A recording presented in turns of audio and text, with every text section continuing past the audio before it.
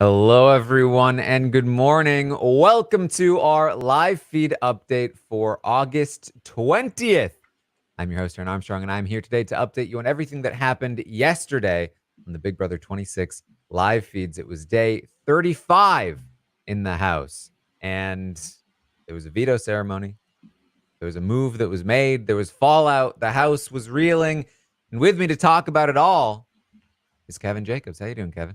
You know, I love chaos, Taran. I'm ready to break it all down. I'm ready to dance in the flames, and we're gonna figure out what went down in there. We truly are. All right. Well, let's get straight into it because there's a lot to talk about from yesterday. Things really happen. I mean, you don't really often get days like this where there was very little actual downtime throughout the day in terms of just like conversations happening that were full of strategy and drama and things like that. Nothing that was too over the top, but just consistent levels of just like things going on that are worth talking about. It was very meaty. It was very thick. There was there wasn't one cut of the steak that like I really wanted to get after, but the whole thing was really nice and juicy, and there was a lot of nuance. And actually, there were times where I couldn't tell always who was telling the truth, who was dancing around. It was who's deluding themselves. Actually, I could tell a lot of that. It was fun. Yes, all right. Well, of course, you all know Tucker is the HOH. He nominated Brooklyn, Cam, and Quinn for eviction. He then won the veto, and he had this plan to use the veto on Quinn to nominate Chelsea. Tikor and Chemo did not want that to happen. They did not want Chelsea on the block. They didn't want to have to be in a situation like last week where they might have to flip the votes because they want to work with Chelsea. Also, there was some hesitation from Tucker to use the veto on Quinn because it's Quinn, and he failed the test. He told Brooklyn about the fact that he was a pawn. But by the night of day 34, Tucker had decided he did still want to do this, to go through with it. And, without too much fanfare before the veto ceremony, he did, in fact, go ahead and do it. Tucker used the veto on Quinn and nominated Chelsea in his place. And that's really where we start the day because that's where all of the fallout begins. I think you said the other day you're like you've stopped trying to make sense of the Tucker moves. Actually, he is starting to make sense to me. I Okay. am starting to kind of understand what's going on here. It's almost like I feel like I'm watching Alexander the Great just relentlessly going after country, having them all sort of. He wants everybody to be his number one. Is ultimately the goal. If you're not Tucker's number one, you're not it. And I think the fact that he had this rivalry with Quinn, he's almost like trying to loop him over. He's trying to get the Quinn endorsement, and I'm tickled. Listen, when 5 people in the house have a crush on you, it starts to become real obvious who doesn't have a crush on you. You know what I mean? You should make it everyone. If 5 people in the house have a crush on you, you should get everyone to have a crush on you.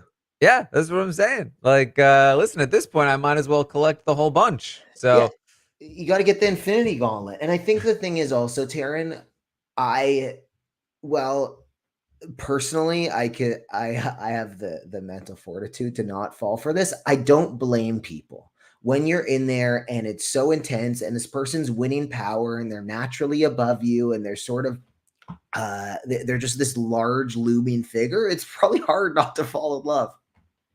I mean, yeah, I mean, in a game where you are fearing for your safety at every moment, and there's a player who's been safe the whole time, pretty much, they just, yeah, they operate on a different level and you see them on a different level. It's just like, yeah, they're different than me. They get to be safe all the time. Um, And it's you the know, thing with like, even if his strategy isn't all the way there, you know what? It's kind of getting there because you have the room for error because he keeps winning. It's like he can just do anything and people will be like, oh my gosh, Tucker, our hero. That's so like, I mean, when we talk about him and MJ, like you could, it's just bringing people in. The more he wins, it's almost like you can't even backdoor him now. You can't even there won't be the votes. Yeah. Well, yeah. At the very least, with the AI comp, it's not going to happen. All right. Well, big drama. The feeds come back from Tucker. Now, he had planned to make this big speech and tell everyone sit down because it's going to be uncomfortable. And he was going to rat everything out and expose everything when he used the veto. He did do that, we assume, because there was quite a lot of fallout. The feeds came back, and we were waiting, like, what kind of drama is going to happen? What kind of house meeting are we going to come back to? What kind of yelling? What kind of, like, scrambling? And what we came back to was about 30 minutes of Leah preaching to half the house about how honesty is important and why it's important to tell the truth and why she doesn't lie. Seems to be working out. Hasn't been nominated. I mean, honestly, I have no idea where this came from. Chelsea was very annoyed about it later. Like, how in the world did Leah make that about her? And like preaching. She was, it was like, it was, there were, I swear to you, like 8 people around her in the backyard. And she was just talking for like 30 minutes after Chelsea got blindsided. So there seems to be this effort by Chelsea and Brooklyn, which maybe happened at the veto ceremony, which is to say that Joseph started the collective, right? And then people flipped on it, and Leah seems to be saying that her reason for the flip is that she fundamentally disagrees with sending someone, Rubina, home because it would harm Tucker. Which is fine, like totally cool opinion to have, but then it just went on for it was like Apocalypse Now, the director's redux. Especially, and I think like the reason I call it out is because of the timing of it, where like everyone was expecting to watch all of this fallout, and instead we were just watching Leah like filibuster for so long. But the fallout did come. Um, and some of it very quickly was from MJ as well. MJ was talking to Rubina. MJ has her own sort of reaction to all of this news because she's finally learned that Chelsea and Brooklyn are not her friends. And man, they tricked her with all the religious stuff.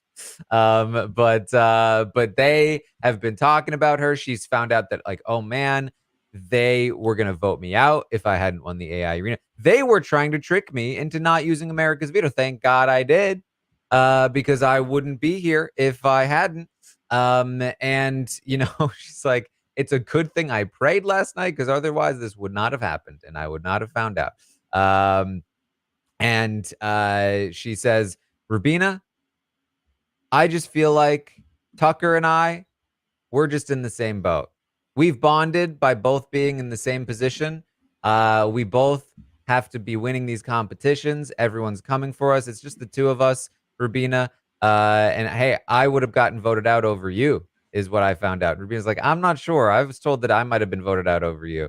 And she's like, nope, they would have voted me because I'm close to Tucker. I'm too connected to Tucker because we've bonded over our things there. So it would have been me. Would have been me is what I've learned. It would have been me over you, Rubina. Well, this is the ongoing theme of the day. Who can be closer to Tucker? Like who and people are actively competing with each other. And but what I do enjoy here is that I think this is a wake up call for MJ, as it should be for Leah, which is it is a little bit, is the entire house is fighting about who's in what alliance and everything is being exposed, and MJ and Leah and they're just sort of on the outside kind of throwing their hands up like, hey, can somebody invite me? And then Tucker's the HOH. Tucker keeps her safe all week. It's very easy to be like, oh, one, I kind of love you, and two, someone wants to include me, great, pick me up as a piece. Mm-hmm. Yeah, because I'm more like him than you. Yeah. Now, the Chelsea and Brooklyn, and by extension, Cam, who is going to continue to do very little throughout the day, they are actually going to continue to deny the Pentagon throughout all of this. And Quinn has to apologize. Now, it was made very obvious that Quinn exposed some things, but they're trying to deny the fact that the Pentagon actually exists. Quinn does have a conversation with Chelsea about why he exposed what he did, and apologizes. He said, like, I felt like I was on the bottom, being pulled in the way that I was. The same conversations that he's had before, but now just telling Chelsea about it. He also talks about how Brooklyn exposed their final two and how that made him really upset because he felt like it was like a really emotional thing at the time. And Chelsea denies having any final twos, including Brooklyn, and that this is all just a big misunderstanding, that she's not a part of any of what he's accusing her of. I'm pretty interested in how both of them kind of play the day, because Quinn's in this position where he actually didn't know that the veto was being used on him, and it is a little bit suspicious. And someone like Brooklyn and Chelsea are like, what are you doing? Like, you're obviously staking us on some level, and it's not believable that someone would just use the veto on him out of nowhere. And then the other side, Chelsea is so chill. Chelsea is having these conversations. Yes, she's exploring, she's asking questions, and oh, I mean, I'm so impressed with her level of just let's talk about it, let's explore, let's talk about what next week could look like. It's very, very interesting to me. And what Taran, like, what's Quinn trying to do here?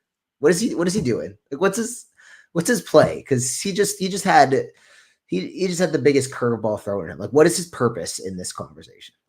I mean, I think that right now he's just like, I'm deflated. Like, I'm just telling the truth now. I'm just like trying to what I think what he is doing is trying to wipe the slate clean as much as possible, admit to everything that has happened so that he can eventually start rebuilding.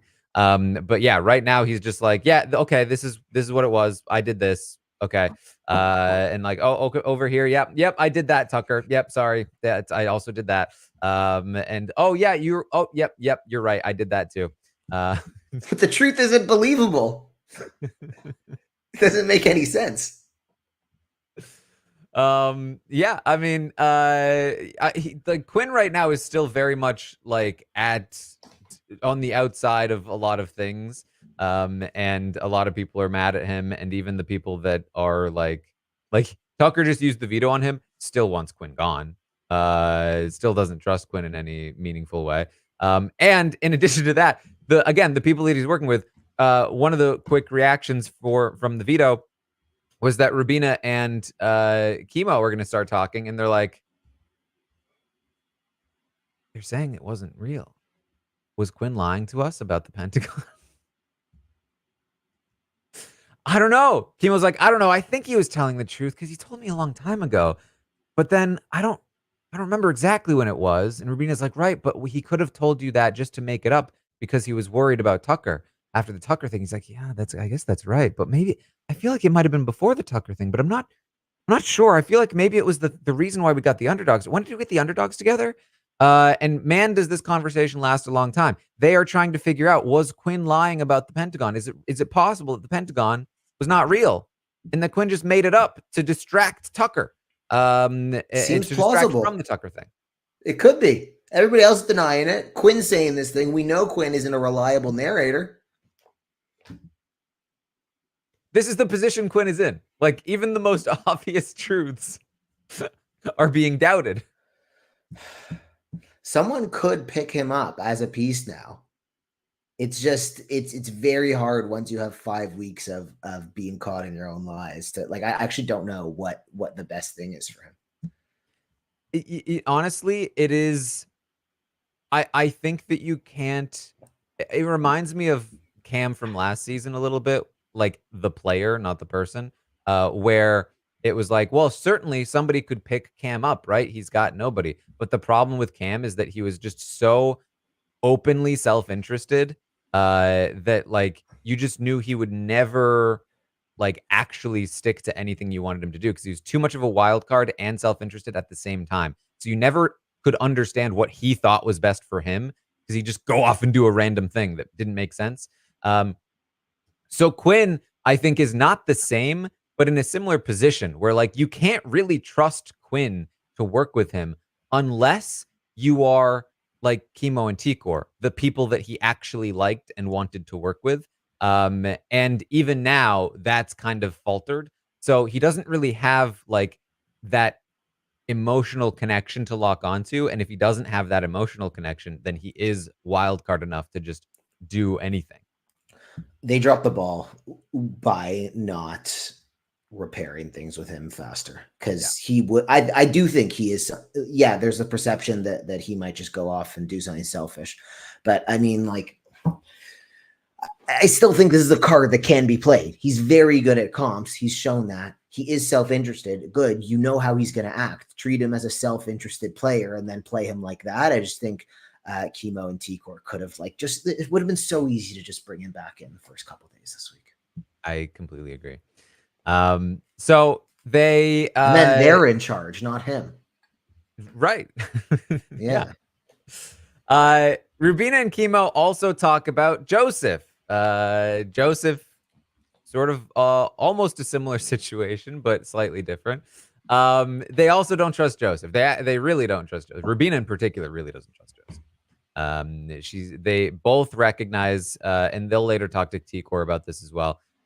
They recognize that Joseph is trying to get in with Tucker. Their final two has not gone unnoticed. They're not sure if it's an actual final two or if it's just Tucker humoring Joseph. But it's very clear that Joseph is trying to have a lot of influence over Tucker, and they don't trust that.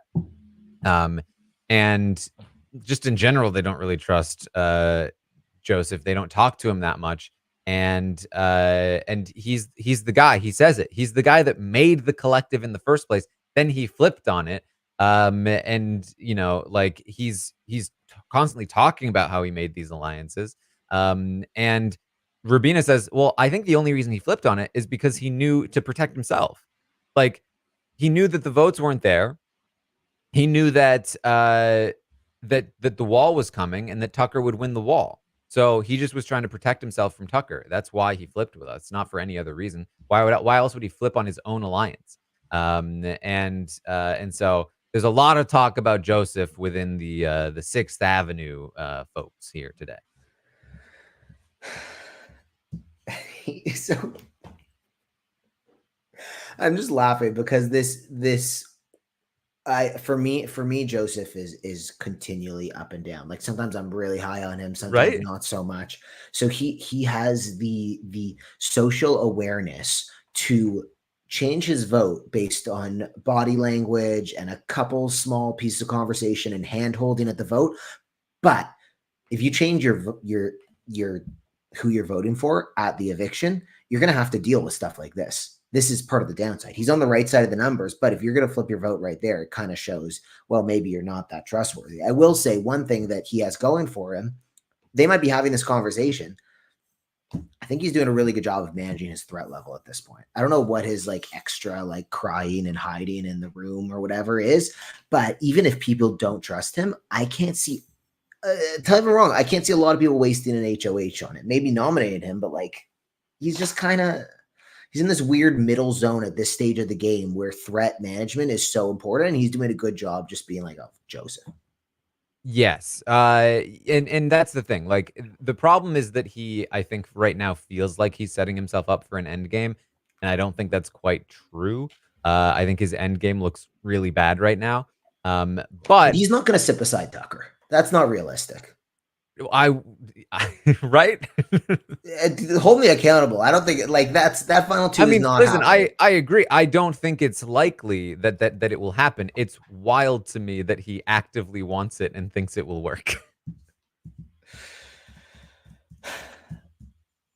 I don't think Tucker's going to win the game, but I think the player who can play him the best in this stage where he's winning so much will have a really good chance. And yeah, Joseph has an awful read on what's going on right now, but I don't know that he's one of the best at dealing with this force.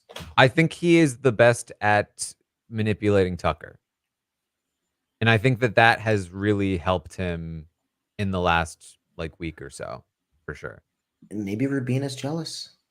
It's Maybe. all these people, they're all competing. So Rubina and Chemo with T-Core later do ask Quinn about or I should say, when I say Rubina, T-Core, and Chemo, I mean Rubina asks Quinn about the Pentagon and when it happened and when he told people. And he says, "Oh yeah, it was definitely a real thing. I told them about it. They can tell you." And he says we had like obviously I wasn't part of naming it Pentagon.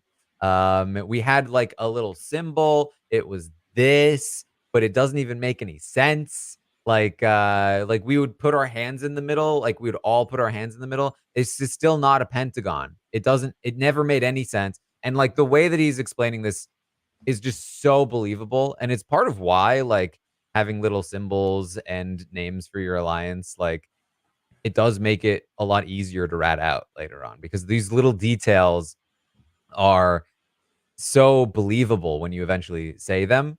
And it also makes me wonder if you wanted to create a fake alliance and rat it out, that you just all you really need to do is come up with a lot of little small details about the name and the symbol and the things you would say when you put your hands in the middle and so but even then, like, people would be like, "What? That's ridiculous." Like, it's very hard to lie with stuff like that.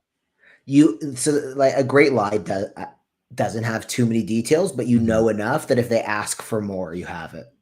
I would have all that stuff Yeah. ready. It's the Pentagon. Did you have a sign? Yeah, we did. But I wouldn't lead with the sign. Ideally, you come to with those details after the people that can, refute them are gone.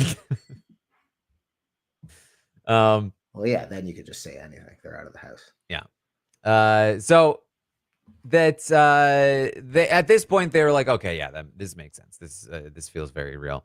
Um Quinn also realizes, wait, today's the 19th? That's my mom's birthday. Oh my god. And what an awesome thing to have happen. He's taken off the block on his mom's birthday. What a great birthday gift to his mom. He has already told Tucker this. He's like, that's maybe the nicest thing anyone's done for me. And he tells Was that in the game or his life? I couldn't tell. I mean he said ever. It's exceptionally nice. It's a high stakes game. Yeah. Well, especially because like he's such a fan, he really wants to like he was staring down the barrel of a pre-jury boot. Was his thought process, and so the fact that he is now potentially locked into jury at the very least, and still has another life in this game, I think meant a lot to him, and I think that's genuine. He also says, "There's no way I would never go after Tucker after this. It's not going to happen. And I'll do whatever you guys want, however you guys want to vote. I'll vote with you. I get the sense that you want to keep Chelsea. I'm fine with that. Like whatever you guys want to do, I'm definitely not going after Tucker. I'm a vessel for you guys at this point. Do I believe him? No. Yeah, I mean, you kind of have to. I think everybody in the house who's playing the game, and by everybody I mean a couple people, know that whether they're saying it out loud or not, this guy needs to go. Rubina said that yesterday. She's like, none of us can beat him at the end. But it's that. I mean, that's not real from her, but it's like, yeah, Quinn would take him out. But it's told to Tucker like, hey, I really think Quinn's not going to target you anymore, and Tucker's like, no, he is going to. It doesn't matter though. I don't care. Now, while this conversation is happening inside the HOH room, outside the HOH room, Brooklyn is confronting Joseph, and for a while, we're only hearing it through the door, like Rubina is listening in through the door. Eventually, we see a little bit of it. It's it's a typical confrontation. It's just kind of like talking about Joseph and how he created the collective alliance in the first place, and how can Brooklyn have like be blamed for being in a core when she wasn't even supposed to be in the alliance that he created in the first place, and so on and so forth. And it's a pretty mild confrontation, but it's the most heat Joseph's gotten so far. This whole creating the collective thing is a fun lesson in rhetoric. So there's this old study that if you give a reason for something, people will accept it. So, but they had a bunch of people line up behind a printer, and they did a test, and they made the person go up to the line and be like, "Hey, I just need to get out sooner. Can I go to the front of the line?" And people would say yes. And I feel like this created and the reason was they just gave a reason that didn't make any sense. And they're like, okay, if you Mhm. give a reason for your behavior, people are more likely to accept it. Brooklyn is just locked in on this who created the collective. I don't understand this argument. It is not like, if you actually think about it, okay, Joseph created it. Cool, you were in it. It's not like it's oh, he created it, you said yes, that's your fault. Like, I don't understand how putting the blame on him is he created it. Like, what is the point of leaning so hard into this line of thinking and trying to pin it on him for creating the alliance? What is that? She seems to have this instinct to kind of blame the people who had the power to flip the game, last week. So, like, when Tikor and Chemo flipped to keep Rubina, she's like, "Well, they clearly are the people who are in charge. They tricked me. They tricked me into voting the other way. They're the ones that always had the numbers. They told me the numbers weren't there, but the numbers were there. They were just tricking me into not thinking they were there. I always wanted to keep Rubina." And the same thing with the collective. Now that the collective has been outed, she's like, "Well, I was at the bottom of the collective. I wasn't even originally in it. This is the guy that created it. And he's the one that's trying to act like the victim, like I was in charge and he flipped on me like I'm some kind of ringleader when I'm the person that got brought in last. And this is the guy that made the whole thing." And you can kind of see, I think, where she's coming from with this. The problem is that it doesn't ring true when the Pentagon exists, which is why she's trying to deny the Mhm. existence of the Pentagon. And all of this stuff has been outed for weeks now. And trying to pull back that whole line of like reality that has existed in the house for a while is just too tall a task. You're so well connected that you got pulled into an alliance. They couldn't make the alliance without you. Someone got kicked out of it. And they're like, okay, great, let's pull in Brooklyn. That's, I don't know. I Yeah. I I hear her, but I'm not. I think I think if anything, it says that she's a good social player. All right. Well, Chelsea does take a different tactic still, as you mentioned. She's much more chill about it. We talked, I think, yesterday about like how Chelsea responds to this. Maybe, how it may be an indicator of her fate this week. Um, and so far she has handled it well. She goes to Tucker. Tucker explains to her what he knows and how he knows it. And she's just, again, she's like pretty chill about the whole thing. Talks about like how she never really saw it that way. She doesn't really feel like she was running the house or anything. Like, she's just trying to play her own game, and everything's fine. She understands the decision and she's not going to be mad. She's not going to come after him, and so on and so forth. Good stuff. Yeah, I mean, it's amazing how just doing nothing can be really good. Or it's not doing nothing. It's not allowing the first reaction to control you. Okay, I got put on the block. That sucks. This is real. This is really bad. I could go home. Let me just be fake and control my behavior for a little while here, and it goes a long way. Yeah. So MJ's not done. Her eyes have been opened, Kevin. She is seeing everything now, including that little group upstairs that I was just talking about: Quinn, Tikor, Chemo, Rubina, and then they called Joseph in after his conversation with Brooklyn. It's the Underdogs Alliance. They're still a thing. They're up there. They're talking. They're strategizing. MJ realized they're all in an alliance. She's caught them. How observant. She's kind of correct. She's almost there. Quinn is like not really in it, but like, hey, she's remembering the Underdogs Alliance. This is more than most people in this house. She's remembering the Underdogs Alliance. She's remembering that it was a thing. Now those people are in the HOH room. They've like locked themselves in. They're talking clearly strategy. They've made this move together. It makes a lot of sense. The Underdogs Alliance is still a thing. She's realized it. And she's going to go and warn Tucker about it. Her MJ on August 29th is August 19th is the most entertaining she's been, because I mean, I don't think Tucker saw this happening, but exposing all these alliances, right? It makes the people on the outside feel they're not a part of it. And her just going into full detective mode from conversation to conversation, I think, yeah, very, very perceptive about that group. But I think at some point she was accusing everybody in the house of throwing her for a loop yesterday, which was awesome. Yeah.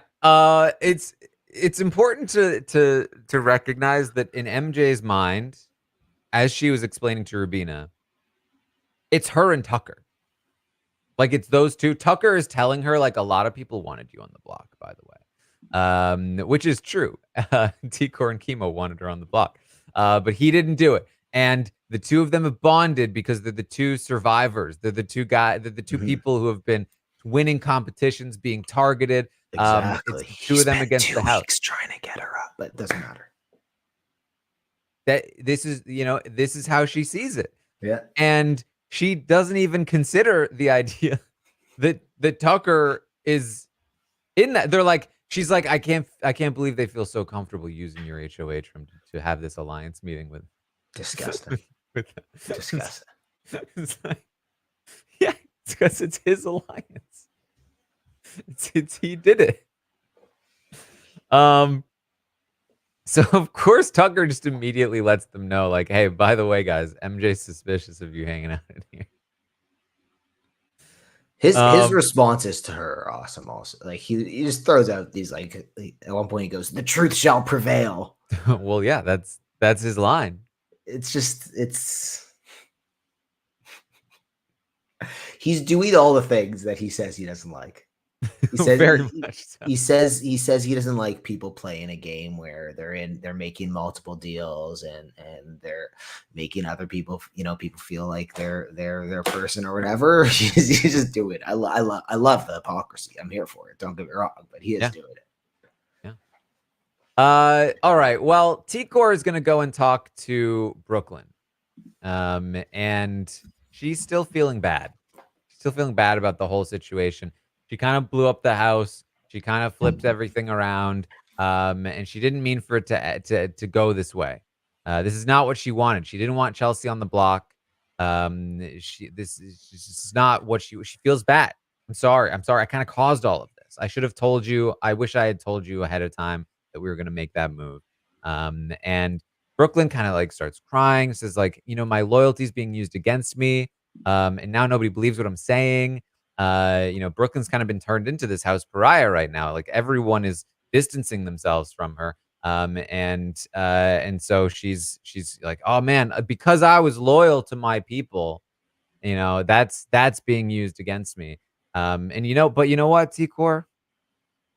I've been thinking about how many women there are in the house and how, 5 votes right now are women. Wouldn't it be so cool if we still had like 7 women in the house next week?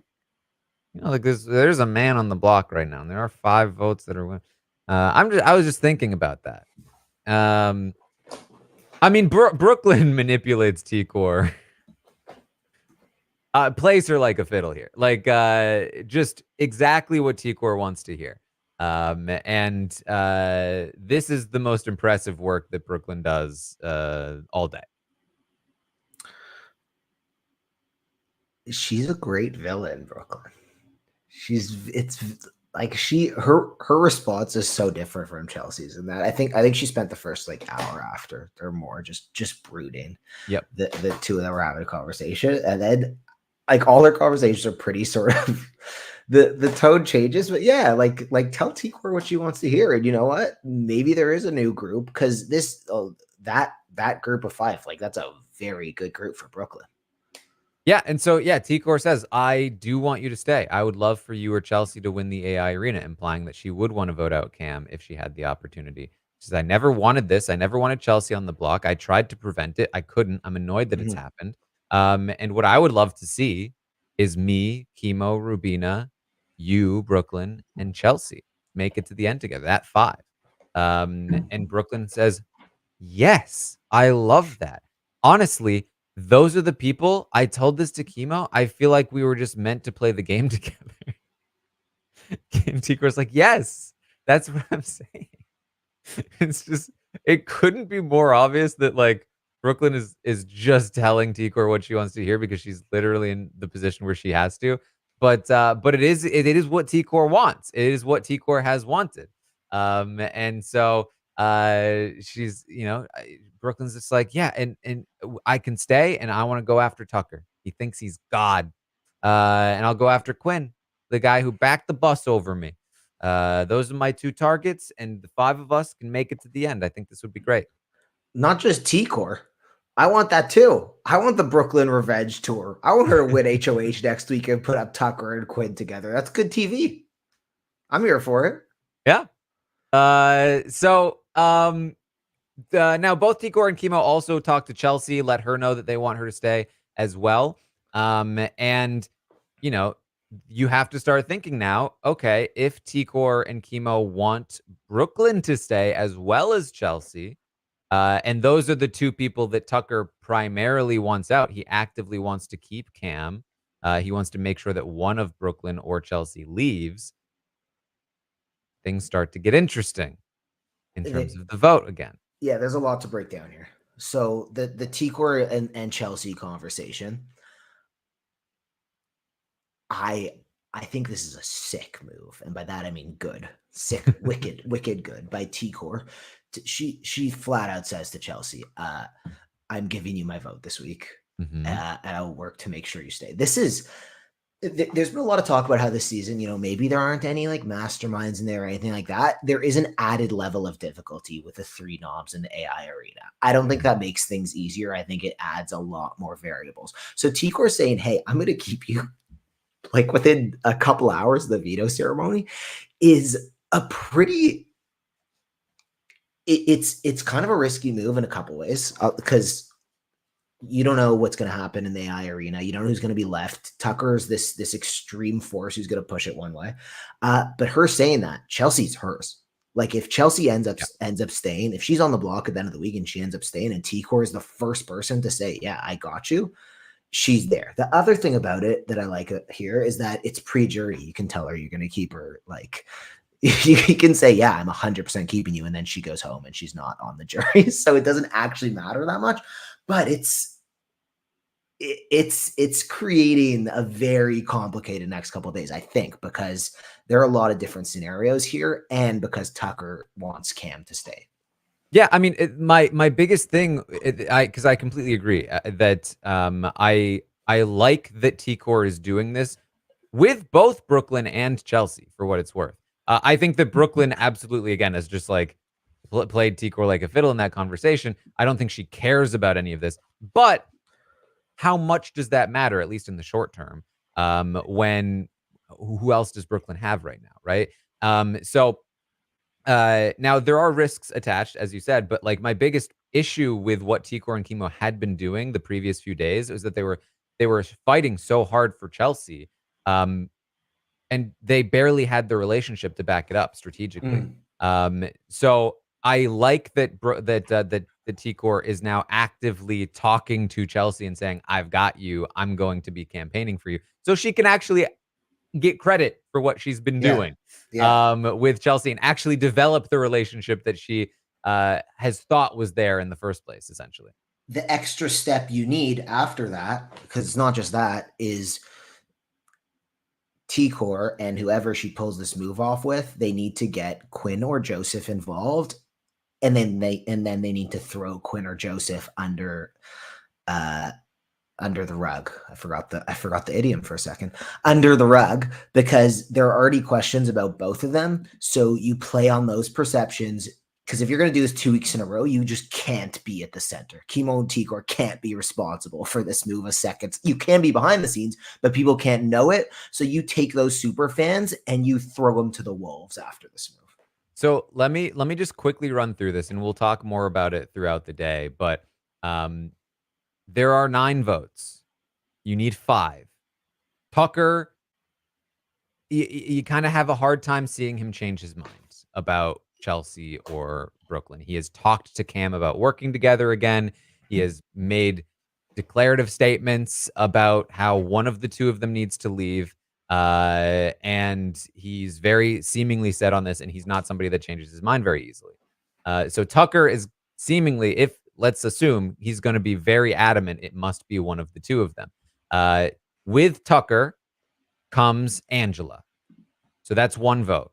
With Tucker now also likely comes Leah and Mackenzie. That they are also votes there. They're both very anti-Brooklyn and Chelsea right now as well. So they would want one of them out. They also want to work with Tucker. That's 3 votes. Tucker also has Joseph locked in. Joseph has talked to Cam now. He talks to Cam throughout on the day yesterday and talks about kind of working together. He's starting to work on He's Cam. unbeatable. He really feels like he wants one of Chelsea or Brooklyn gone on top of wanting to do what Tucker wants him to do. That's 4 votes. 4 votes probably locked in for what Tucker wants. But that's not 5 votes locked in, which means there are 5 votes up for grabs, as Jeff Probst might say. And those 5 votes, of course, T-Core and Chemo themselves, they can easily get whoever comes off of the block from the AI arena, Brooklyn or Chelsea. They would vote for each other over Cam. So that's 3. Then you have Rubina and Quinn. Can they get Rubina? Can they get Quinn?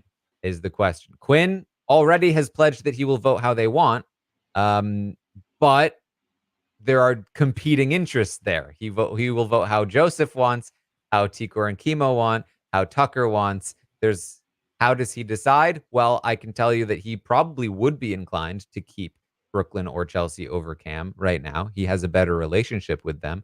And so I think he is potentially somebody that they could grab. And then there's Rubina, who would have to go against what Tucker wants. But she's very close to T-Core and Chemo and has basically no relationship whatsoever with Cam, has a better relationship with Brooklyn and Chelsea, and might be inclined to go that way. So keep all of this in mind as we run through the day, because this possibility of a flip on Tucker via T-Core, Chemo, and maybe even Rubina is very much a possibility. Yeah, as you talk it through, I don't see. I mean, with that force of Tucker controlling all those votes, I don't see it happening via a 1-by-1 campaign. You got to go to the top. You got to change his. You got to change his mind, and then the other dominoes will fall. Because otherwise, I just don't see the 2-week in a row split house happening. Yeah, I mean, I agree. I think that the conventional way to do this is you just convince Tucker through the force of the fact that most of the people in the alliance want this to happen, right? Like, hey, Rubina, myself, and Chemo all really think that Cam should leave. And so, like, maybe there's a chance that works, but that's just not how they have been working. Now, because Rubina may or may not be attached to this, Rubina might be able to push. And so maybe it happens there. But anyway, just keep it in mind as we go through the day. You got to go to Tucker's HOH, and you got to get someone else who's a little bit, maybe a Rubina, to ask him open-ended questions that he just talks and talks and talks for hours, and eventually you try to lead him to the water, because you can't tell him. You can't attack this directly. It's not it's not a direct shot. You got to go around and get him to you got to incept him. I agree. I think the best way to do this is have as many conversations with Cam as possible, and pick apart what he says, and then start saying it back to Tucker. Hey, did you know that Cam was saying this about you? Stuff like that. I like that, because you know what, Taran, Cam just needs to do something. There's before the veto ceremony, him and Joseph wake up and they're playing bumper pool, and both of them start saying, Cam's like, what do you think about the game? And Joseph's like, well, I'm feeling like I'm alone. Everybody has someone. He's kind of lying because he feels like he has Tucker. But then then Cam says, well, I feel alone too. I feel like I don't have someone. And I was just sitting there being like, Cam, dude, just offer something. You're both he's not telling the truth, but you're both saying you're kind of alone in the game. Just do something. This house is up for grabs. Cam, just put one foot in front of the other. Do something to secure your safety this week. You're on the block, man. Listen, he's just doing nothing. He's really not doing much. So that's what's going on there. Now, Brooklyn does talk to Quinn. She lets him know, by the way, I never ratted out our final two. You've been lied to. I'd be willing to have a public conversation with Tucker about this if you want. Quinn says, I believe you. I believe you. Now he had asked Joseph. I don't know if he realized it later. Because basically what happened here was Quinn told Brooklyn that he was a pawn. He wasn't supposed to.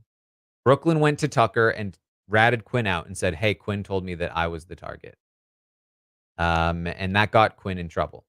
Quinn recognized that he screwed up and talked to Joseph and said, I talked to Brooklyn. I screwed up. I told her I was a pawn. And we made a final two. And then Joseph told Tucker, hey, they made a final two. And then Tucker said to Quinn, hey, Brooklyn ratted out your final two and the fact that you told her about our plan, that you were the pawn and that she was the target. And so Quinn was like, wow, Tucker knows all of this. How could he have known other than Brooklyn told him? I can't believe she betrayed me like that. And seemingly forgot that he told Joseph or didn't think that Joseph would say anything. But he did then ask Joseph today, day 35. Wait, did you say anything to Tucker about the final two that I told you about with Brooklyn? Did you tell Tucker about that? And Joseph was like, no, I didn't do that. And so I assume that Quinn is feeling a little bit of doubt about who actually said this, but at the same time, like, what does it really matter right now at this moment? And so he's not digging too deeply, but I assume that he is a little bit conflicted at the moment.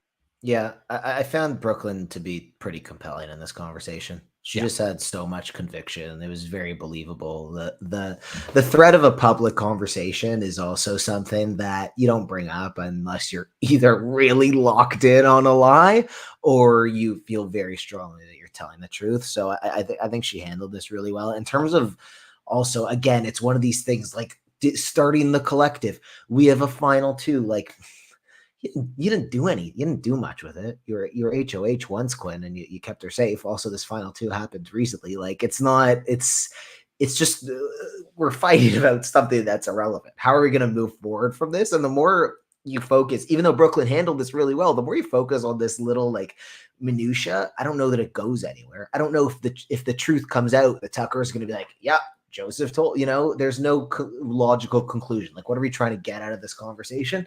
But she handled it really well. Mm. So, Tucker is going to have a bit of a situation on his hands. He's going to be talking with Leah up in the HOH room, or they go up to the HOH room and they're talking, and Leah is talking more about how she tells the truth and how it's annoying that, Brooklyn and Chelsea have been saying these things about her. They've been saying that she's like trying to flirt with the men and manipulate them and pretend to be their friends. Like she'll say it like Quinn, like she's manipulating Quinn. Like she's definitely not been doing that. And they go on to talk about other things, and they're talking, and then MJ comes in and interrupts, and things get really weird. Like, it was already a little weird, but then things get even more weird because, like, clearly Leah doesn't want MJ there, and she starts making these, like, comments about it, and then MJ, like, recognizes that she's making those comments about it and calls them out in a joking way, like, "Oh, man, you have to, this is classic Leah. Classic Leah doesn't even want me here. This is what she did with Matt." And it's got so weird and awkward. Yeah, this is the kind of cringe live feed moment that you can either really, really love and enjoy, or just be filled with absolute just cringe and like hatred for it. I started on the cringe side and I came over to the love. Like, this is a really interesting human moment where two people are kind of into the same guy, and they're doing this weird competition thing with each other, but they're also playing Big Brother, and like, you two should probably be working together. And I don't, it's just, it's so odd.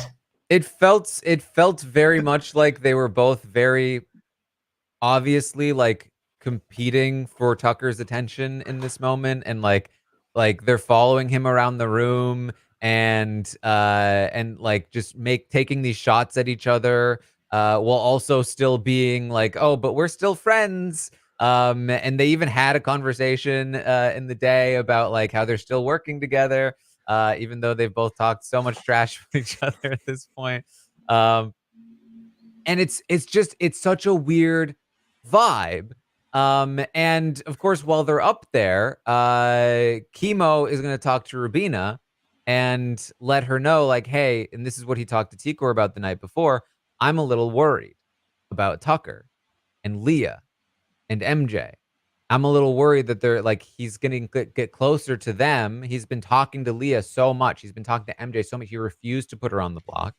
And what if he gets closer to them than us? And Rubina's like, what? You think so? Well, Like, they're up there right now. that's a more logical conclusion than they're in there having this like pseudo human conversation, and they're in their own endurance competition who can stay in the HOH room the longest. Like, that's a lot weirder of a situation than, oh, they're an alliance, they're all working together. Yeah, I mean, the reality is both, right? Like, he both is strategically trying to pull them in, and also there is, and he's not oblivious. He knows what he's doing. He's talking to them about how Rubina's like a sister to him, and how like that's not a thing. And like he knows that Leah has a crush on him. He can see her eyes light up when he says that. Like, like, so there is stuff going on here, and I think they recognize that he's probably playing on that stuff. But then the question becomes like, how genuine is it? If he has all of these options, how good is that for us? And so Rubina kind of starts to spiral. She talks to Tikor and she's like, hey, Chemo planted this seed with me and I'm starting to really worry about it. And Tikor's like, I don't know, it could just be that he's doing this strategically. And it's like, well, that's not that helpful, actually, because that's not great either. And so Tikor doesn't really help much here to calm Rubina down. And then the three of them come out and they walk down the stairs together, and the vibe is still very weird. And then they start like cooking in the kitchen. And it's just like they notice the vibe is still weird. And so they're like, oh my God, look at this. It's exactly what we thought. Tucker he's playing for himself and we got to play for ourselves. That's how we feel about it. We should probably talk to Tucker about it, but it's this is telling. Well, I do think it's actually a good idea to talk to him about it, but talk to him in the right way, because you don't want to send him down the wrong path. The danger of being this big personality where he just has this gravity where people are sort of floating towards him, including the group that was talking, Rubina and Tikor and Chemo. And it's like, you need to make sure that you're not bursting their bubble, because if people see you as this thing that's greater than any human, the moment you're doing something that's not right or cool, or you backstab them or something like that, or you spend too much time in your HOH room with MJ and Leah, it can get dangerous for you. So he needs to be careful with that, because if he knows how people see him, but when you burst that bubble, it actually hurts more than like, oh yeah, Quinn. Of course Quinn was doing this stuff. Yeah, and Rubina's like, yeah, like when he was hanging out with them, he was like not looking me in the eye. And when he he hangs out with them during the day, he only hangs out with us at night. And she's really starting to get in her head about it. And throughout the day, they're going to be having these conversations. And Rubina talks about how she recognizes that, if any of us want to win this game, we can't keep Tucker around forever. How are we going to argue that he shouldn't win against us? And so Rubina is very much in this moment on this track of like, we will need to turn on Tucker. eventually. Now, here's the thing, though. I've talked about this before. Thinking that a showmance is actually going to cut their showmance partner is 99 times out of 100 a trap. In this moment, Rubina is kind of panicking, right? She's feeling a little insecure. It's like long before the end game even has to happen, long before the actual reality of betraying Tucker and what that would feel like and look like has ever even entered her consciousness. So she can talk all she wants about how she will cut Tucker and how like this, yes, we'll definitely look out for each other. It's going to be us three, not Tucker. She can say that all she wants right now, but it's not super likely that it's actually going to happen. And she will remember that these conversations happened. And You don't think she has that killer instinct, Taran?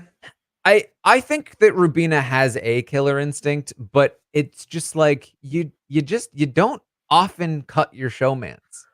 That's another level of killer instinct. You know what I mean? Like that's something that not a lot of people have. Yeah, you're right. And then, chemo in 3 or 4 weeks from now might be paying for this. Exactly. That's the problem, right? Especially to me, the way she worded it when she talked about chemo was like, he really planted this seed. She was already like having these moments of doubt about T-Core and chemo before because of the whole Pentagon thing and how things were being denied. But like the fact that this could in the future be perceived as they were trying to make me not trust Tucker, because it's easier to blame them for planting seeds in her head than accept that she had her own doubts, especially when she's talking to the person themselves. Like if she talks to Tucker about how she didn't trust him, is she going to say, this is on me, I was insecure, I didn't trust you? Or is she going to say, well, they really got in my head about it, right? It's a lot easier to say that, to say the latter than the former. It's also you're allowed. We're not that stage of the game anymore where someone walks into a room and, oh yeah, I make really good pie at home. Like everybody's allowed to talk to everybody. You should be if you're not if in this week you're not if in week 5 you're not talking strategy to everybody in the house. That's actually a huge red flag. Like something's going on. He's allowed to have his conversations, and you got to trust him. But they do talk to Rubina about how they want to keep Brooklyn and Chelsea. And Rubina says she's absolutely down for that. She also wants to keep Brooklyn and Chelsea. So theoretically, they should or could have her vote this week. But if it requires her to flip on Tucker, this could come to a head as early as this week, right? If Rubina is a number that they need to evict Cam and Tucker is saying no, can she do that? Can they make that move happen under the oppressive regime of Tucker and the people that have crushes on him? No. You need Tucker. You need him to influence everyone else. Right. Too much effort. So now listen, I agree, but they already failed that last week, right? Like last week, the easy move was to get Quinn on board and just not put Rubina up in the first place, but they did it the hard way. So they might do it the hard way again. And I want to see them try. It would be fun. Probably it would. I mean, you can't flip the house twice in a row and not expect to be nominated together. Would be fun though. Yeah. Yeah.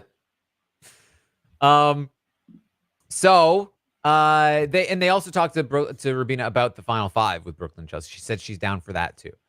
Which again, I think is very dangerous because she's down for that right now, but that's information that if it gets back to Tucker, if she later feels better, I've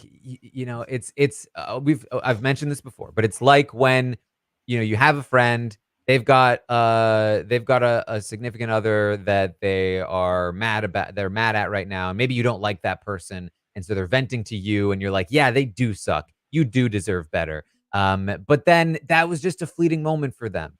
And they go back home and they go back to that person and they're hanging out, they're cuddling, and everything is better again. And now they're just remembering all of those things that you said about the person they care about. Oh, why am I not invited for dinner anymore? You don't want to give me Branzino? You have to be so careful about this in the Big Brother game. It happens so often. And so, you know, we'll see. We'll see what happens. It could come to a head as early as this week. Could be a longer term thing, but we will see. Okay, so Leah, as I said, has been made aware that people are saying that she's manipulating Quinn. And she ends up talking to Quinn, and he asks her about it because he's obviously been told this as well. And she puts on this whole performance of like breaking down and crying, like, I could never do that. They're lying about me. I can't believe they're saying this about me. I would like, I, Quinn, that is not true at all. And he says, oh, wow, Leah, I believe you. I think I'm being lied to. I mean, well done. Very funny in the context of her talking all day long about how how she's a truth teller, how Yeah. important that is. Even But listen, this is the she'll get game, caught. and if she like, you know, good on her. Yeah, I don't know how long it'll last if he fact checks again, but I mean, the problem is that the only people I think he would believe are T-Core and Chemo, and I don't think will ever say anything.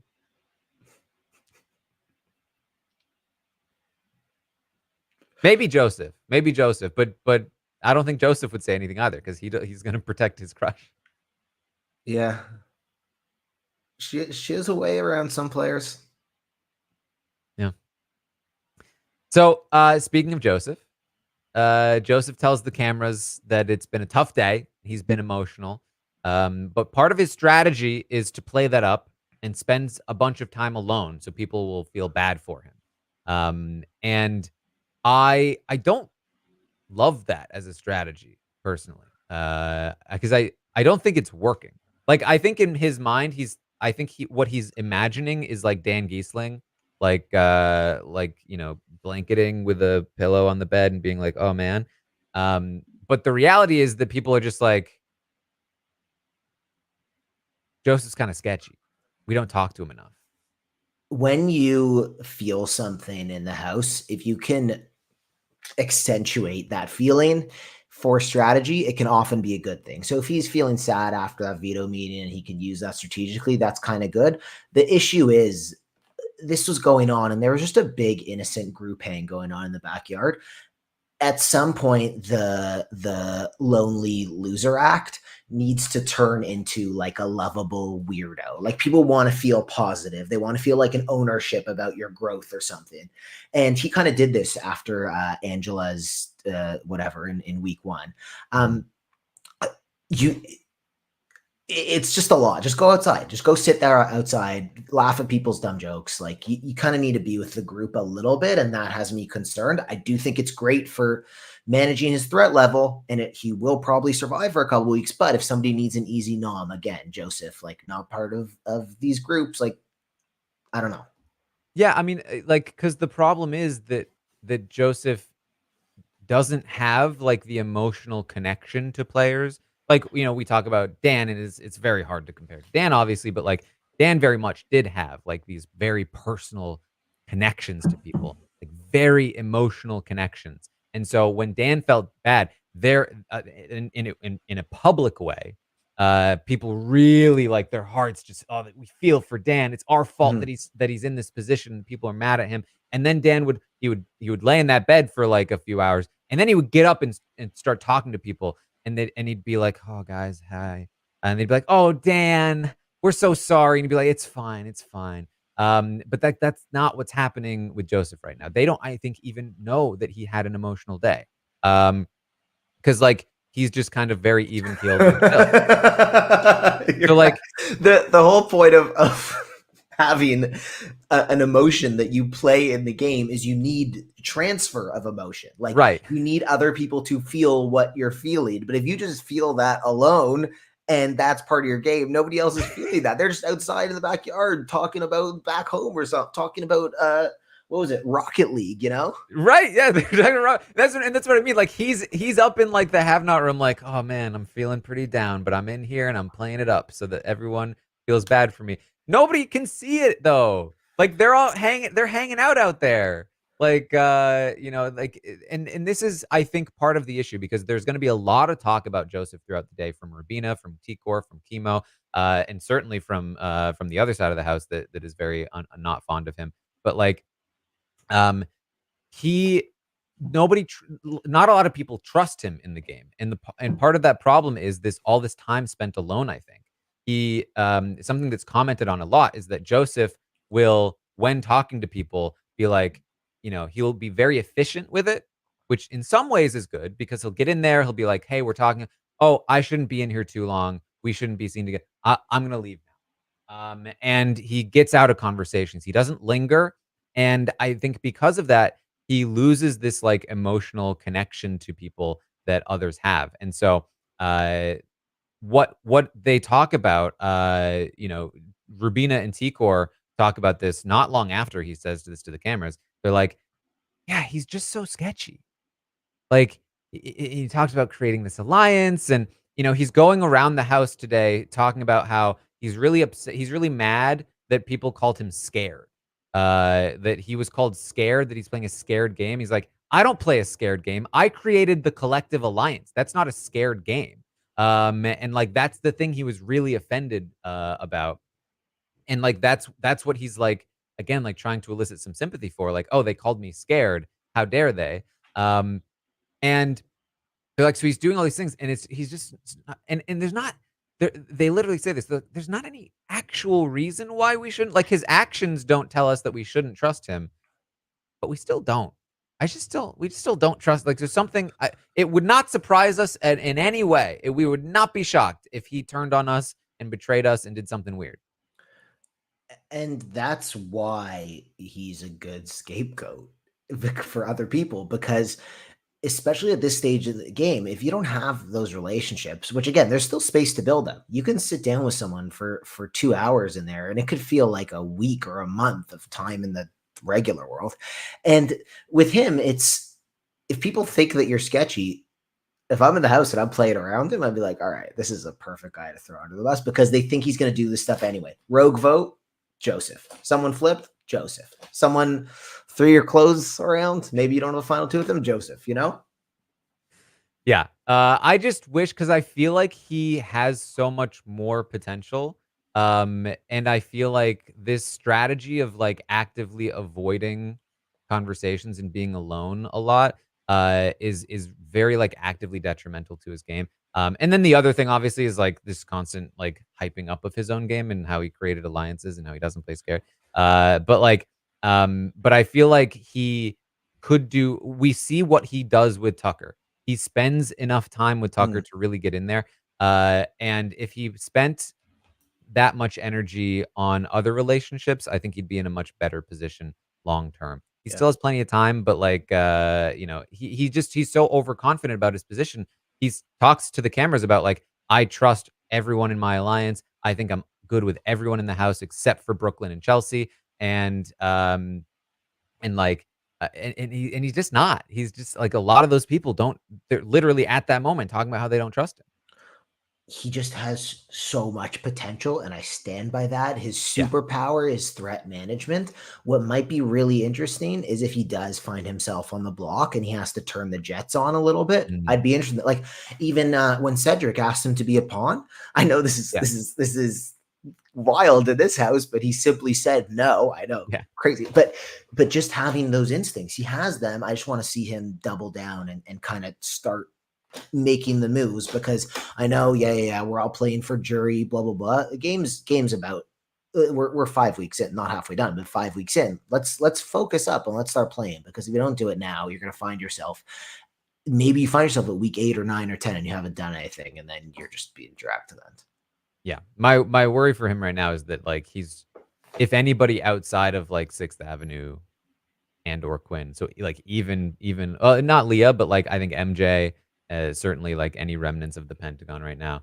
He's just such an easy person for his alliance to throw out in front of Mhm. them and just be like, oh yeah, take Yeah. Joseph, him and Quinn really. Um, So, uh, Joseph talks to Leah, and he lets her know you're my favorite person in this house. Like I really mean that, and like I really like working with you. She's like, same, totally. And he talks to her about how people called him scared. He's not scared. He'd never play scared. But he's still working on this alliance slash relationship. And I do think that he is locked in with Leah to some degree. It is Leah. So how locked in is it really? But this is, I think, despite the crush angle, still his best path to the end is actually getting in with Leah and working with her and not bringing Tucker to the final two and instead bringing Leah to the final two. But we'll see. We'll see where that goes because it's still very rocky and she obviously still is very attached to Tucker herself. Yeah, I mean, this is another conversation where Leah she does a lot. She does a lot yesterday, but another one where she's good. She's very good. She's very good at managing Joseph. She's very good at managing Quinn. She kind of is. I think she's playing both of them a little bit, and she does well there. Yeah. All right, but then Tucker's gonna have a conversation with Brooklyn. And Brooklyn's just like, you know what? I feel like what happened today went a little bit outside of the game. You were attacking my character, especially because nothing you said was even verified. Like a lot of it, and this is the line that they've been saying is that like, some of that was true, but not all of that was true. And he just said it all with conviction. Personal attacks. It's just like, no. It wasn't even verified. And Tucker's like, no, it was verified. It was verified by me. I studied body language and I've been studying you, and I know that it's all true. That is what's happening. She's like, what is true? What am I in charge of? Like you and Chelsea. Me and Chelsea, what? What? You took over the collective. I wasn't even supposed to be in the collective. I wasn't even supposed to be there. It's like that's not and I've been trained by the CIA. Okay. And I know what you've done. I know about the clothes. It's like that's another thing I'm being blamed for. The clothes. Oh, I did the clothes. He's like, oh, how is it that I did the clothes? It's like I asked Quinn and he instantly denied it. Multiple times. When I asked you, you smiled and said no. She's like, well, that's only because I thought it was funny. Why would I do it? Why would I do the clothes? He's like, listen, I just think your game is fake and I'm seeing right through it. He's just like, all right, well, you can continue to think that. I will. And you know what? Because you have a terrible poker face. She's like, exactly. So why, listen, I have a terrible poker face. Why would I continue to lie? I can't even lie. It's like, because you're trapped in a corner. That's why. Says that's what they ask. They ask us all before we come in here. If you're trapped in a corner, are you willing to pull out all the stops, do everything you can to get out of it? And I know every single one of us in here said yes. And the feed's cut. This is such a horribly played conversation by both of them, and I loved it. Tucker, what's one of the things that's special or entertaining about him, which isn't necessarily a good gameplay, is that he's just not afraid to just say exactly what he's thinking directly to the person, even though it makes them uncomfortable. Like I think most of us in such a situation are not going to say all these things. Your is and I right. He even takes a shot at Quinn. It was at some point. He says the only reason I saved Quinn, he's just saying this to Brooklyn. He's like, the only reason I saved Quinn is because he is not a threat at all. He is terrible at this game.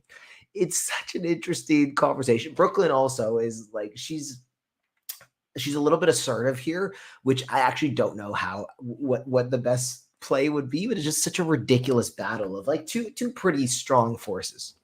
Yeah. It was a very funny conversation. The feeds did come back to it, but that was kind of the gist of it there. And so just funny stuff from Tucker and Brooklyn. And I know a lot of people were like watching this being like, we can't lose Brooklyn. Yeah. We need people to go. Like, it's great to have this force of nature in the house, and we need other forces of nature. Yeah. So she has no crush on him. Zero She crush. is not under Tucker's spell. She is Just locked in and she's coming after him. the power of a married mother. Yes. Um, Joseph talks to Chelsea and she apologizes for going off on him earlier after the veto ceremony. They talk for a little while. Again, just more of Chelsea doing basically the opposite of Brooklyn and just being like, I'm sorry. And, the slate will be wiped clean if I stay. Don't worry about it. We can definitely do something later again and rebuild. And this is exactly what Chelsea needs to do, especially if Joseph is a very key vote here, especially like her versus Brooklyn, even her versus Cam. If she can maybe make Joseph feel like she is an option for him, as well as Cam, then that can only be a good thing. The one thing she does well here, as well as with T-Core, is she kind of, yeah, she talks about Joseph creating the collective, and her line is, well, I was brought in.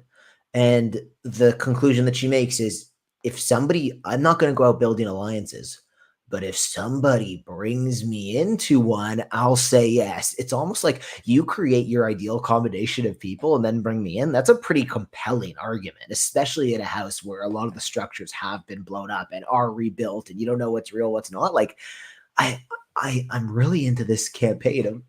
Bring me into an alliance. I'll say yes. I won't create anything on my own. Yeah. And then really, what's left is, of course, T-Core and Chemo are going to talk late into the night about, man, wish we had more time together. We just don't have enough time to talk during the day. You might have noticed slightly fewer T-Core and Chemo conversations than normal. And man, did they feel it. They felt that. So they're kind of annoyed. And they also don't have enough time to talk to Tucker. He's always talking to other people. And so they again talk about not trusting Joseph very much. And they talk about saving Brooklyn and Chelsea this week. They want to have more conversations with people, talk about it tomorrow, see if it's something that they can do, if it would be worth it, if it's something that is a possibility. They want to have these discussions. So I'm sure we will have those discussions today. That's it. They got to keep their distance. It's this is, they should be doing the Josephs. They should be having quick conversations. All right, let's get out of here. Mhm. For them, yes. For everybody else, it doesn't really matter, just because they're so obviously together. They're almost too deep. Yeah. Yep. So that's kind of where we leave off here. Again, the intrigue right now, I think, is what happens if Cam is on the block against either Brooklyn or Chelsea. Probably even harder to swing for Brooklyn than Chelsea, but either way, still kind of a tough swing. Now, the thing here is that the votes could be very tight if T-Core and Chemo try to do something like they did last week, where they procrastinate and they wait and they wait and they wait, and then they have to go for it. But they are relying on votes like Quinn and Rubina. And Cam, despite not doing much, did do enough to, he had his conversation with Joseph. He also has a conversation with Rubina later in the night, where it's possible that she's feeling a little bit better about Cam there. And like enough, again, similar to Chelsea, where it's enough where it's like, okay, well, there's a world where it makes sense for me to maybe keep Cam, instead of feeling like I need to get rid of Cam over these other two. When it's like it's fine for Cam to stay and it's what Tucker wants, that could be enough to swing Rubina back over, on top of just, again, like the regular amount of Tucker just wanting Cam to stay. And so, like, yeah, like Cam just doesn't give much, but he also is a fairly stable presence. Like, there's not a lot of reason to be upset with Cam, and actively want him out beyond just not having much of a relationship with him. So I think that sort of helps him. And when people do get into conversations with him and try to pull out of him, he's sometimes able to give some things. So we'll see. We'll see. I think this is all very up in the air right now. I think there's going to be potentially some conversations with Tucker. I think having Rubina involved in general means that this might be a little bit more of an active flip, because Rubina is a bit more of an active player. But who knows? Yeah. And I mean, Cam, it's not that chat was loving Cam today. Oh, And he is doing the sort of on paper, hey, don't do too much until later in the game, but like you need to survive the week. You need to get through it. Just do a little bit more, make a couple promises this week, which you can totally keep because you don't have a lot of promises. Just find some people to work with, offer them something, and then you'll be okay for a little bit. And yeah, he can make a run if because there are a lot of people with enemies in this house and he doesn't really have them, but he is in a little bit of danger. I would say a decent amount of danger, and he needs to be doing more, I think, because I don't think it would take very much because he has momentum on his side. He has uh, the force of nature that is Tucker on his side, and so if he can just have a couple of conversations with a couple of these swing votes, maybe even Tikor and Chemo themselves, Yeah. about like, hey, I really want to work with you guys. That alone might be enough to cause them to be like, if Cam's also an option, then like, what is even the Yeah. problem? Um, but even people like Quinn, that would be super helpful. If Quinn feels like there's an advantage personally for him to have Cam stay, that would be huge. I don't think Cam will. Cam is still very anti Quinn. He's been very anti Quinn since the Cedric's HOH situation. We'll see though. Again, lots of potential for more chaos this week because of the possible nomination combinations, particularly with Yeah. Cam and the women. There was one thing we didn't talk about that made me cackle yesterday. Yes. Chelsea and Angela are talking, and I don't remember how they got there, but Angela is like consoling her, and she goes, "It's week 5. Everybody in this house has alliances." Pause. Not me. And then they continue. I thought that was so funny. Classic Angela. Yeah. Except for you. Don't talk to me. I mean the other thing going on, which if we start hearing people talk about like Chelsea as the brains and Brooklyn as the social one, that's purely because this has been Tucker's like branding of them. Like he's like he's a good marketer. Like when you repeat these phrases over and over, you can hear them like going through the house. And I thought that was kind of interesting. And whoever goes home this week, like if it is one of them, I think part of it will be his efforts as HOH to uh, Don Draper them. Very much so. All right. Anything else, Kevin? I think that's all. It was an exciting day. I mean, a lot of people are finding like weird things to zone in on, like who created this alliance, or we have a final two that didn't do anything. People need to focus on what's relevant to their game and what's happening right now, or tomorrow, or next week. Like stop thinking about the end game. Think about the next 10 days or so. Yeah. Think about it, but focus on the next 10 days. All right. Well, that is what we have for you then today. I will, of course, be back tomorrow morning at 11 a.m. Eastern to update you on everything that happens today on the Big Brother 26 live feeds, including if there is any progress made on a potential flip here, or if there are conversations that happen with Tucker. We will see. But in the meantime, we will also be live tonight at 8 p.m. Eastern for the roundtable. I'll be releasing the survey after this update ends, where you can rate the players yourself and give your thoughts on the week and the feeds and the season and all that stuff. So check that out. Lots to talk about. Lots to talk about this week. Lots of changes in the ratings, I imagine. So stay tuned for that. Of course, tomorrow there's also going to be an episode later in the night. You can find me on Twitch watching the episode, and then afterward we will be live to recap it all here on RHAP. Kevin, Yeah. what's going on with you? So this is actually my BB26 podcast debut. First of all, so thanks for having me, Taran. We've done a lot of podcasts together. We've never done an update. I've never done an update, and I have a new. I knew this was a hard job. I have a newfound little. I already respect you very much. I think the world do. You know that. I have a newfound respect. There is so much information. It is very hard to organize it and put it into an accessible. It is unbelievable. So thank you for having me on. What's going on over here? Izzy dropped her newsletter with the confessional. If you're not on the confessional, we have a good time. It's a newsletter. You subscribe, realitytvnewsletters.com. Izzy wrote about a style of gameplay that she finds really, really rude. It's a very fun read. I've seen some really good responses. It's fun there. I will be on the diary room with Amon and Matt Ligori. I don't know when that's dropping, sometime in the future. And then I'm on all platforms at Kevin Jacobs, Instagram, TikTok. And I'll be at Fan Expo and the Toronto International Film Festival pretty much every day if you're around in the area. That's what's up in my world. All right. Well, of course, check out the Tastemakers for scripted TV news and coverage. We watched the new Alien movie. Gave some thoughts on that. If you want to check that out over at RHAP, we know scripted TV. But in the meantime, that is what we have for you. Thank you all so much for joining us here today, and I will see all of you